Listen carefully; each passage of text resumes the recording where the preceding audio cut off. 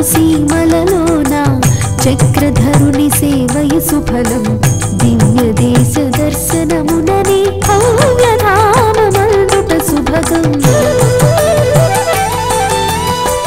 జోలనాడు సీమలలోన చక్రధరుని సేవయ సుఫలం దివ్య దేశ దర్శనముననే భవ్యధామమందుట శుభగం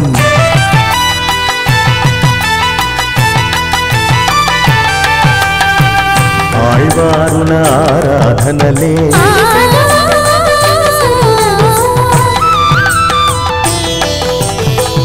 ఆళ్వారుల ఆరాధనలే ఆకృతి ధరించి వెలసే పరతత్వమునే సాయించే సురలోకమునే తలపించే చూలనాడు సీమలలోన చక్రధరుని సేవయ సుఫలం దివ్య దేశ దర్శనముననే భవ్యధామమందుట శుభగం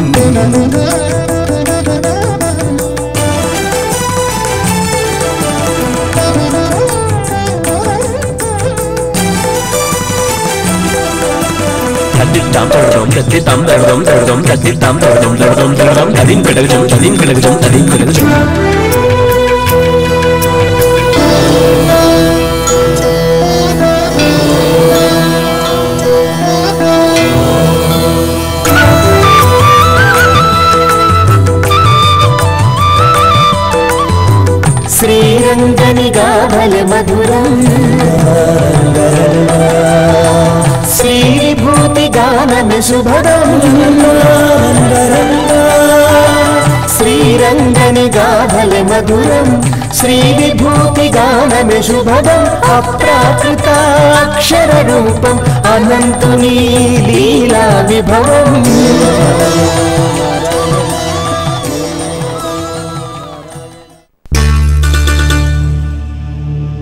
తిరుత్తులవిల్లి మంగళం. ఇది ఆళ్వారు తిరునగరి నవతిరుపతుల్లో ఒకటి ఈ క్షేత్రం. వేదఘోషైర్ముఖరితే హోమ ధూమాధివాసితే. నిరంతరము వేదఘోష వినపడుతూ ఉండేదిట ఒకప్పుడు ఈ క్షేత్రంలో. వేదైశ్చ సర్వై అహమేవ వేద్య. వేదం అంతటి చేత కూడా తెలుసుకోదగినవాణ్ణి నేను మాత్రమే అని భగవానుడు స్వయంగా మనకు అనుగ్రహించి ఉన్నాడు. భగవత్ తత్వం, భగవత్ స్వరూపం మనం ఏ ఇతర సాధనముల ద్వారా కూడా తెలుసుకోవడానికి సాధ్యమైనది కాదు. ప్రత్యక్షము, అనుమానము, శబ్దము అనే మూడు ప్రమాణములకు కూడా లొంగనిది భగవంతుని యొక్క స్వరూపం. అటువంటి భగవత్ తత్వాన్ని ఎంతో కొంత మనం తెలుసుకోవాలి అంటే అది వేదం ద్వారానే మనకి సాధ్యం. అటువంటి వేదఘోషతోటి ఘోషిల్లేటువంటి దివ్య దేశం ఈ ఇరట్ట తిరుపతి. ఇక్కడ ఉండేటువంటి స్వామికి దేవపిరాన్ అని పేరు. దేవతలందరికీ కూడా ఉపకారం చేసినవాడు. ఎందుకని దేవతలందరికీ ఉపకారం చేయడం అంటే యజ్ఞయాగాది రూపములైనటువంటి కర్మలు జరిగితే వారందరికీ కూడా హవిస్సు లభించి దేవతలందరూ కూడా పరిపుష్టిగా వారి వారి యొక్క కార్యక్రమాలని చక్కగా నిర్వర్తించగలరు. హోమధూమాధివాసితే. హోమధూమంతో ఈ నగరం అంతా కూడా నిండిపోయి ఉండేదిట, పరిమళిస్తూ ఉండేదిట.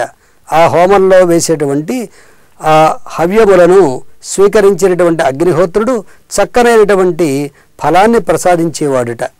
అగ్నిహోత్రుడు అంటే ఎవరు? యజ్ఞపురుషుడు.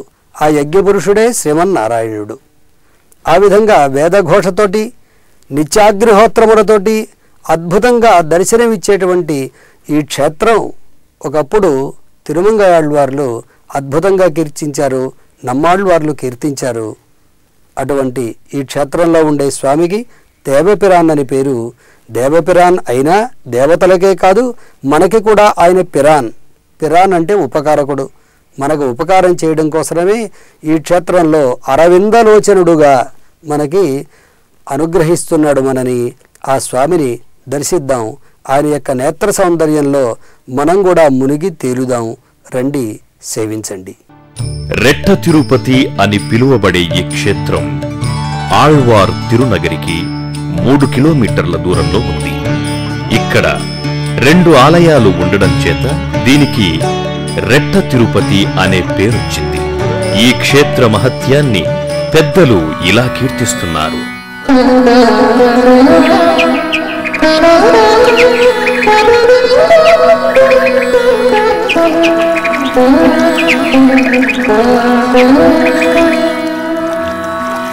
दिव्ये श्रीतुलविल्ली मंगलपुरे श्रीताम्रपर्णीतटे प्राप्ते वारुणतीर्थकम्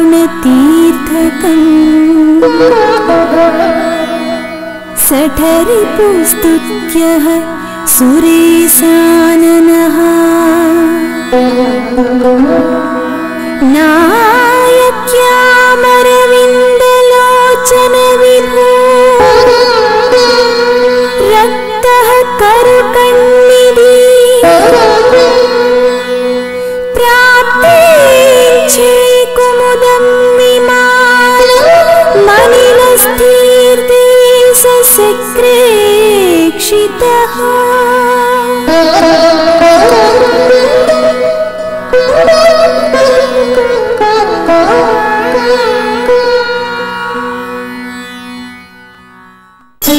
ఇక్కడ 2 ఆలయాలున్నాయి అని అనుకున్నాం కదా. అందులో మొదటి ఆలయంలో ఉన్న స్వామికి దేవపిరాన్ అని పేరు. పిరాన్ అంటే ఉపకారకుడు. దేవపిరాన్ అంటే దేవతలకి ఉపకారం చేసినవాడు అని. ఈయన నిలుచుని ఉంటాడు. ఇక 2వ ఆలయంలో ఉండే స్వామిని అరవింద లోచనుడు అని అంటారు. అంటే పద్మాల లాంటి నేత్రాలు గలవాడని అర్థం.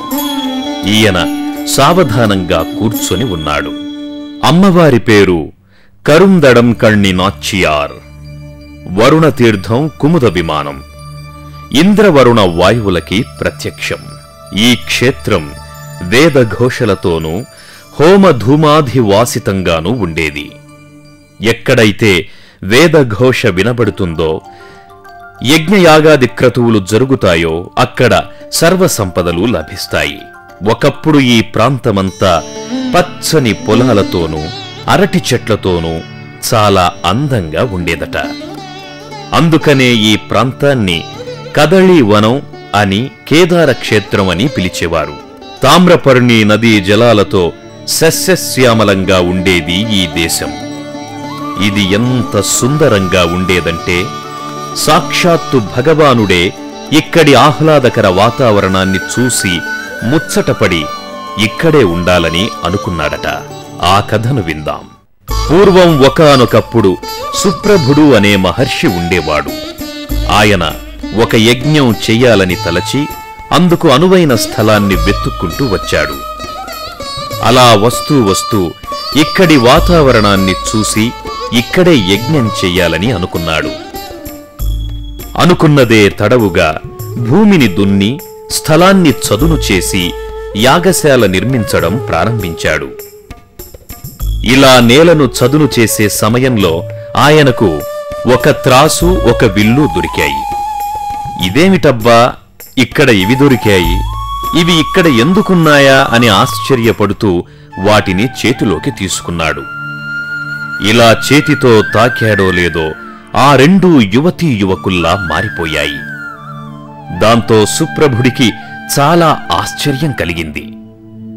వెంటనే ఆ యువకుణ్ణి చూసి, ఎవరు మీరు, ఎందుకిలా త్రాసు విల్లు రూపంలో ఉన్నారు అని అడిగాడు. దానికి ఆ యువకుడు మునికి నమస్కరించి ఇలా చెప్పాడు. అయ్యా, నేనొక గంధర్వుడను. నా పేరు విద్యాధరుడు. ఈమె నా భార్య. ఈ ప్రదేశం మాకు ఎంతగానో నచ్చింది. అందుచేత ఇక్కడికి వచ్చి విహరిస్తూ ఆనందించేవాళ్లం. ఇలా ఉండగా ఒకనాడు మేం విహరించే సమయంలో కుబేరుడు ఇక్కడికి వచ్చాడు. ఆనంద పారవస్యంలో ఉన్న మేము అతణ్ణి గమనించలేదు. దాంతో కుబేరుడు కోపించి, తులలేని ఆనందంతో కళ్ళు మూసుకుపోయాయి గనుక నువ్వు త్రాసువైపో అని శపించాడు. నా భార్యను విల్లుగా మారిపోమ్మని శపించాడు. అలా శాపగ్రస్తులమైన మేము కుబేరుని పాదాల పైబడి శాప విమోచనం చెప్పమని ప్రార్థించాం. మా ప్రార్థన ఆయన హృదయాన్ని కరిగించిందో ఏమో.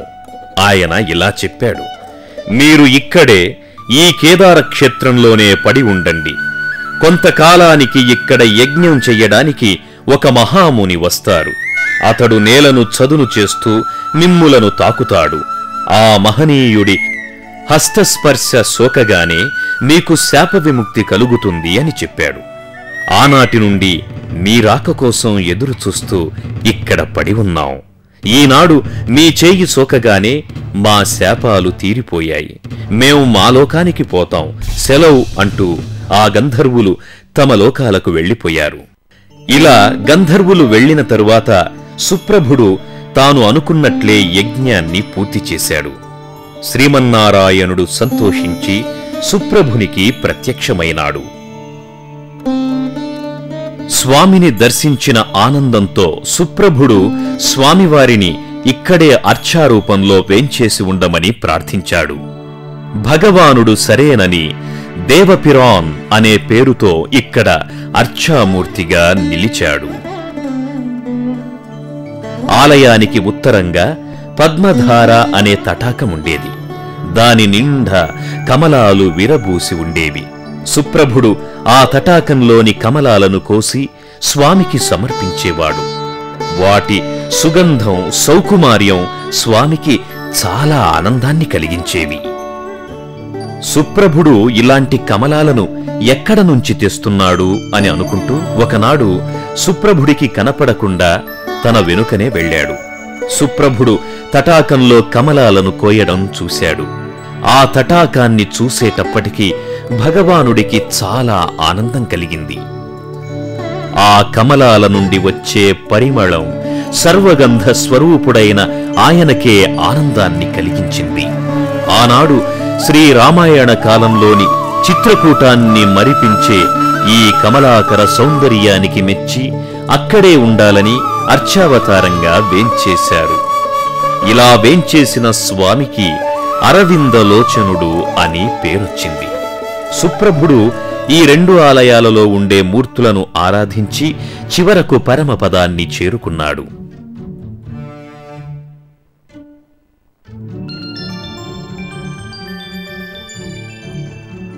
ఈ కథలో చెప్పినట్లు తులవిల్లి అనేవారు నివసించిన ప్రదేశం కనుక తులవిల్లి మంగళం అని, రెండు ఆలయాలు ఉండడం చేత ఇరట్ట తిరుపతి అని పేరొచ్చింది. వాస్తవానికి ఇవి రెండు తిరుపతులైనా ఒకే క్షేత్రంగా పరిగణించారు మన పెద్దలు. ఈ క్షేత్రాన్ని నమ్మాళ్వార్లు 11 పాశురాలలో కీర్తిస్తారు. వేద పారాయణం, నిత్యాగ్నిహోత్రాలు, వీటితో పాటు సర్వ సంపదలతో తులతూగు పొరునల్ నది యొక్క ఉత్తర భాగంలో ఉండే తులవిల్లి మంగళక్షేత్రంలో వేంచేసియున్న అరవిందలోచనుని సేవించి నమస్కరించినది మొదలు అరవిందలోచనుడా అని అనుటయే తప్ప మరి ఒక మాట మాటాడదే నా కూతురు అంటూ నమ్మాళ్వార్లు మాతృభావనతో పాడిన ఈ పాటను వినండి. திருந்து வேதமும் வேள்வியும் திருமாமகளிருந்தாம் மலிந்திருந்து வாழ்பொருள் வடகரவன் துலவில்லி மங்கலம் கருந்தடங்கண்ணி கைதுடதே அந்நாள் தொடங்கி எந்நாடரும் இருந்திருந்து அரவிந்த ரோஜனல் என்னென்னே நைந்திரங்குமே. శ్రీవరమంగై వానమామలై. శ్రీ వైష్ణవ సంప్రదాయ పీఠాల్లో వానమామలై పీఠం చాలా ప్రసిద్ధి చెందినటువంటిది. మణవాళ మహాముల యొక్క శిష్యులైన వన్నాన వానమామలజీయరితో ప్రారంభమైన ఈ పీఠం ఈనాటికి కూడా శ్రీ వైష్ణవ సంప్రదాయాన్ని నలుదిశలా ప్రచారం చేసేటువంటి ఒక దివ్యమైనటువంటి స్థానం. ఈ స్థానంలో వేంచేసి ఉండేటువంటి స్వామి వానమామలై పెరుమాళ్. ఏ కార్యక్రమమైనా అమ్మవారి పేరు మీద అమ్మవారి కృపగా జరిగేటువంటి క్షేత్రం ఈ వానమామలై క్షేత్రం. ఈ వానమామలై క్షేత్రంలో ఇంకో విశేషం ఏమిటంటే ప్రతిరోజు కూడా స్వామివారికి తైలాభిషేకం జరుగుతుంది. పరమపదనాథుడే మనల్ని అనుగ్రహించడానికి స్వయంగా తనంతట తాను వచ్చి వేంచేసినటువంటి స్వయం వ్యక్త స్థలం ఈ వానమామలై క్షేత్రం. తోతాద్రి అని, వానమామలై అని, నాంగునేరి అని పిలువబడే ఈ దివ్య దేశం శ్రీవైష్ణవ సంప్రదాయానికి, అందున ముఖ్యంగా తెన్కలై సంప్రదాయానికి ప్రధానమైన క్షేత్రం.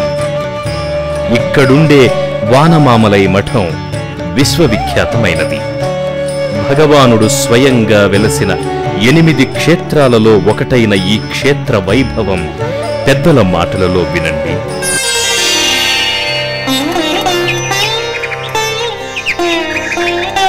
తోతాద్రౌ వరపంకసారసరసః సంశోభితేంద్రాబ్జినీ రమ్యేనందనవర్ధనం సముపయన్ వైమానమైంద్రాననః దేవ్యా శ్రీ వరమంగనామయుతయా తోతాద్రినాథ కుమార్ నీళాసేనపతాక్ష్య చామరదరా సూర్యేందుభీరాజతే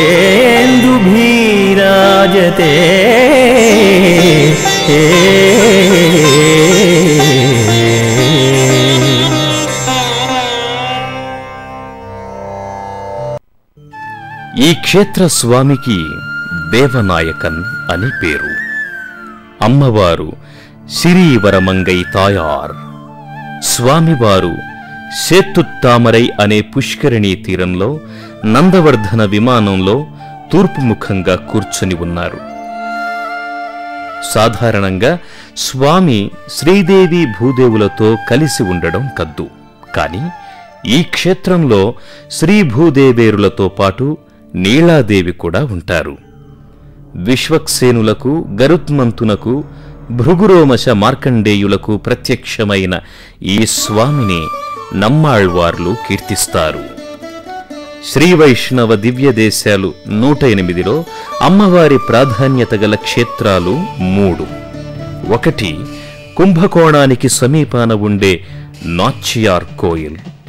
2 శ్రీరంగానికి సమీపాన ఉండే ఉరయ్యూర్. 3 ఈ శ్రీవరమంగై. ఈ 3 క్షేత్రాలు అమ్మవారి పేరు మీదనే పిలువబడుతున్నాయి. ఈ క్షేత్ర వైభవాన్ని తెలిపే కథను వినండి. ఒక పర్యాయం శ్రీమన్నారాయణుడు యోగనిద్ర చాలించి సృష్టి చెయ్యడం ప్రారంభించాడు. ఆయన నాభీకమలం నుండి వెలువడిన పద్మంలో చతుర్ముఖుడు ఉదయించాడు. శ్రీహరి అతనికి వేదాలని ప్రసాదించి సృష్టి కార్యాన్ని కొనసాగించమన్నాడు. ఇలా ఉండగా చతుర్ముఖుడు ఏమరుపాటుగా ఉన్న సమయం చూసి మధుకైటభులనే రాక్షసులు ఆ వేదాలను అపహరించుకుపోయారు. అలా అపహరించడం వల్ల బ్రహ్మ గుడ్డివాడిలా మారిపోయాడు. తిరిగి వేదాలను తనకు ప్రసాదించమని శ్రీ మహావిష్ణువును వేడుకొన్నాడు. స్వామి ప్రసన్నుడై మధుకైటభులను చంపి వేదాలను తిరిగి బ్రహ్మగారికి ఇచ్చాడు. మధుకైటభులను చంపి నేలపై పడవేయడం వల్ల వారి మేధో మాంసాదులచే భూదేవి కలుషితమైపోయింది. ఆ కాలుష్యం నుండి తనను కాపాడమని శ్రీహరిని ప్రార్థించింది. వాసుదేవుడు ఆమె ప్రార్థనను మన్నించి శ్రీదేవి సమేతుడై భూమి మీద అవతరించి వానమామలై క్షేత్రంలో నిత్య నివాసం ఏర్పరుచుకున్నాడు. ఇలా స్వామి స్వయంగా అవతరించిన క్షేత్రమిది.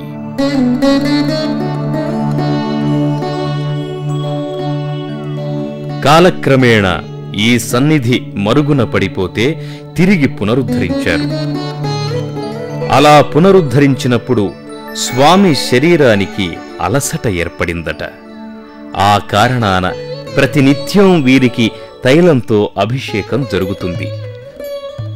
పంచామృతాలు, తైలం వీటితో జరిగే అభిషేకమంతా ఒక పెద్ద బావిలోకి చేరుతుంది. ఇది దివ్యౌషధమని భక్తుల భావన. విశేషం ఏమిటంటే పంచామృతాలతో నూనె కలిసిన అది ఏమాత్రం దుర్వాసన గాని బూజు పట్టడం లాంటివి గాని ఉండదు. ఈ తైలానికి సమస్త వ్యాధులను పోగొట్టే గుణం ఉన్నది. ఇక్కడికి వచ్చిన భక్తులందరూ తప్పకుండా ఈ తైలాన్ని తీసుకుని వెడతారు.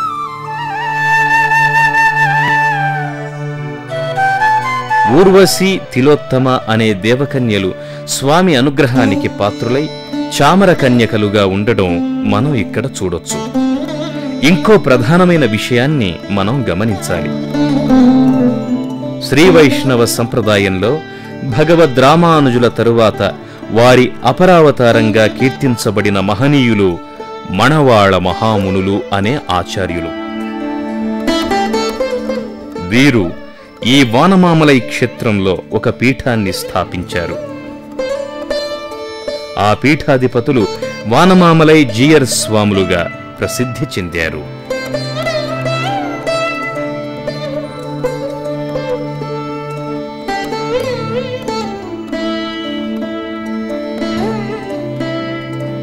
వరమంకే శుభోత్తుంగే వరపంకేరుహే క్షణే పదపంకేరుహే నిత్యం తవ భృంగం కురుష్వ మాం.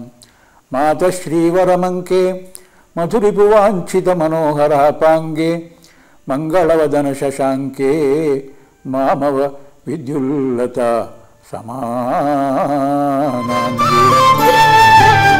ఈ మణవాళ మహామునులు ఆనాడు అంటే 13వ శతాబ్దిలో ధరించిన ఉంగరం ఈనాటికి వానమామలై మఠంలో భద్రంగా దాచబడి ఉంది. తులామాసంలో అంటే సాధారణంగా నవంబర్ నెలలో వచ్చే మూలా నక్షత్రం నాడు శ్రీ మణవాళ మహామునులు అవతరించారు. ఆనాడు వానమామలై జీయర్ స్వామివారు ఈ ఉంగరాన్ని ధరించి భక్తులకు తీర్థాన్ని ఇస్తారు. సాధారణంగా శ్రీ వైష్ణవ దివ్యక్షేత్రాలలో నమ్మాళ్వార్లకు ప్రత్యేకంగా ఆలయం ఉంటుంది. కాని ఇక్కడ ప్రత్యేకమైన ఆలయమే కాదు, ఉత్సవ విగ్రహం కూడా లేదు. శ్రీ స్వామివారి పాదుకలతోనే నమ్మాళ్వార్ల విగ్రహం దర్శనమిస్తుంది. అంటే నమ్మాళ్వార్లు భగవంతునికి పాదుకా స్థానీయులన్నమాట. వారి పేరు మీదనే శ్రీహరి పాదుకలకు శఠారి అనే పేరొచ్చింది.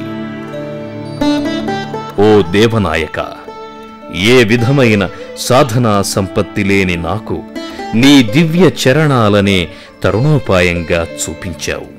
ఇందుకు నేనేం ప్రత్యుపకారం చేయగలను? పోనీ నా ఆత్మనే నీకు సమర్పిద్దామంటే అది కూడా నీదే కదా.